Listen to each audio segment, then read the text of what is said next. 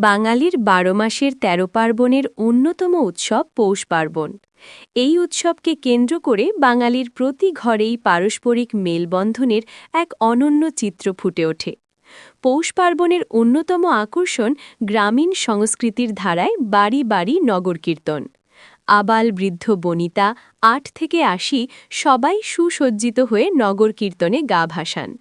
গন্ডাছড়া মহকুমার নারায়ণপুর দেবনাথপাড়ায় শিশু থেকে বৃদ্ধ, পুরুষ ও মহিলারা খোল করতালসহ নানা বাদ্যযন্ত্র বাজিয়ে হরিনাম নগর কীর্তনে অংশ নেন। এটি যেন হিন্দু বাঙালির মহান ঐতিহ্যের জীবন্ত প্রতিচ্ছবি। প্রতি বছর পৌষ সংক্রান্তির সকালে পাড়ার রাধেশ দেবনাথের বাড়ি থেকে পদকীর্তন শুরু হয়। এরপর একে একে পাড়ার প্রতিটি বাড়ি পরিক্রমা করে রাতে পুনরায় সেখানেই কীর্তন শেষ হয়। শেষে সকলের মধ্যে মহাপ্রসাদ বিতরণ করা হয়। এদিন বিভিন্ন শ্রেণীর মানুষ একসঙ্গে গলা মেলান, লুটের প্রসাদ কুড়োতে দেখা যায় আনন্দ ঘন কাড়াকাড়ি। প্রায় ১০০ মানুষ রঙিন সাজে কীর্তনে সামিল হন।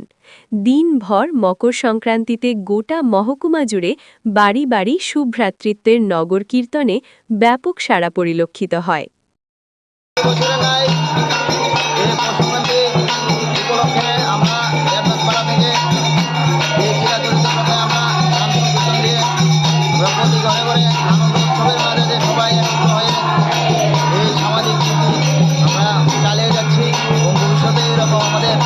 আনন্দ উৎসবের মধ্যে দিয়ে এই গান সংকীর্তন চলবে।